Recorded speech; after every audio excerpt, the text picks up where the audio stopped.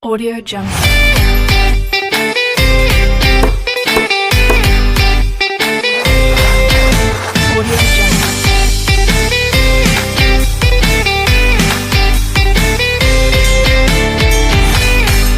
Audio Jungle. Audio Jungle.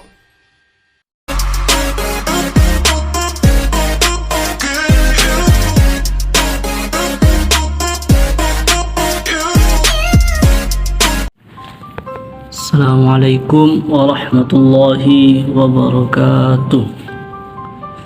Kembali lagi bersama kami kelompok 2. Saya Umaruddin Syah sebagai pemandu presentasi kelompok kami pada kesempatan kali ini, yang dimana kelompok kami akan memaparkan materi tentang mendeskripsikan esensi dan urgensi ketahanan nasional dan bela negara. Oke, baiklah. Selamat menyaksikan pemaparan presentasi kelompok kami. 1. Esensi dan urgensi ketahanan nasional.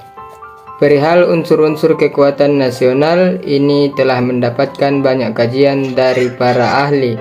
Morgenthau dalam bukunya Politik Among Nations, The Struggle for Power and Peace, mengemukakan bahwa menurutnya ada dua faktor yang memberikan kekuatan bagi suatu negara, yakni faktor-faktor yang relatif stabil atau stable faktor, terdiri atas geografi dan sumber daya alam, dan faktor-faktor yang relatif berubah atau dinamik faktor, terdiri atas kemampuan industri, militer, demografi, karakter nasional, moral nasional, kualitas diplomasi, dan kualitas pemerintahan.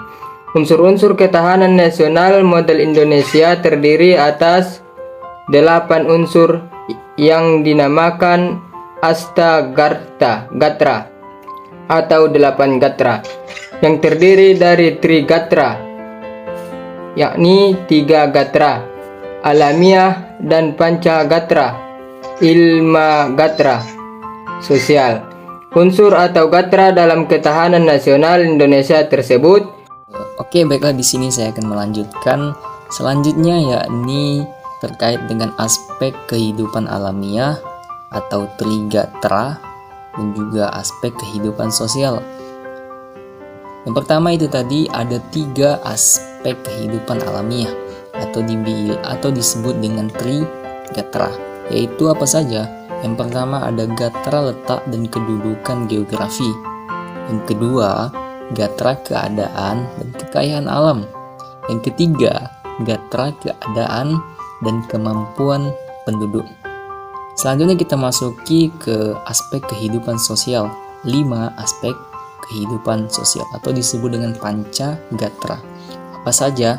Yaitu yang pertama ada gatra ideologi, ada gatra politik, ada gatra ekonomi, yang keempat ada gatra sosial budaya atau sosbud gitu kan, gatra sosbud. Yang kelima ada gatra pertahanan dan keamanan. 1. Gatra letak geografi atau wilayah menentukan kekuatan nasional negara. Hal yang terkait dengan wilayah negara meliputi bentuk wilayah negara dapat berupa negara pantai, negara kepulauan, atau negara kontinental. 1. Luas wilayah negara. Ada negara dengan wilayah yang luas dan negara dengan wilayah yang sempit atau kecil. 2. Posisi geografis, astronomis, dan geologis negara. 3. Daya dukung wilayah negara. Ada wilayah yang habitable dan ada wilayah yang uninhabitable.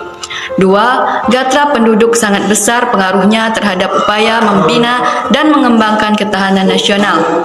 Gatra penduduk ini meliputi jumlah, kuantitas, posisi, persebaran, dan kualitasnya.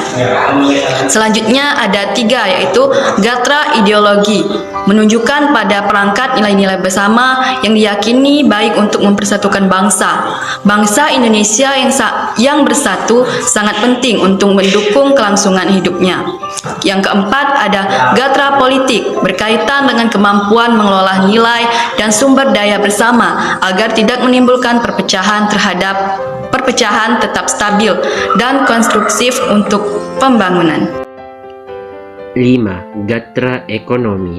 Ekonomi yang dijalankan oleh suatu negara merupakan kekuatan nasional negara yang bersangkutan terlebih di era global seperti sekarang ini. Bidang ekonomi berperan langsung dalam upaya pemberian dan distribusi kebutuhan warga negara. 6. Gatra sosial budaya. Dalam aspek sosial budaya, nilai-nilai sosial budaya hanya dapat berkembang di dalam situasi aman dan damai.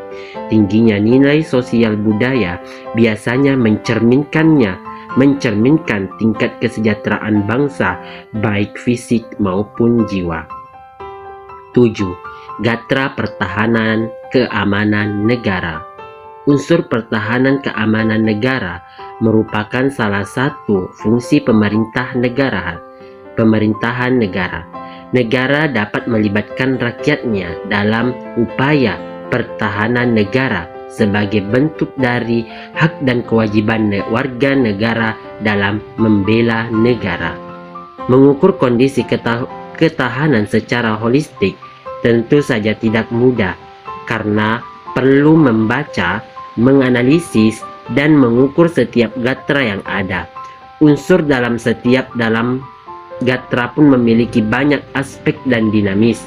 Oleh karena itu, kita dapat memulainya dengan mengukur salah satu aspek dalam gatra ketahanan. Misal, mengukur kondisi ekonomi nasional. Kondisi ekonomi nasional dapat menggambarkan tingkat ketahanan ekonomi Indonesia.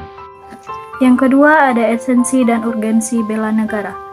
Bela negara mencakup pengertian bela negara secara fisik dan non-fisik.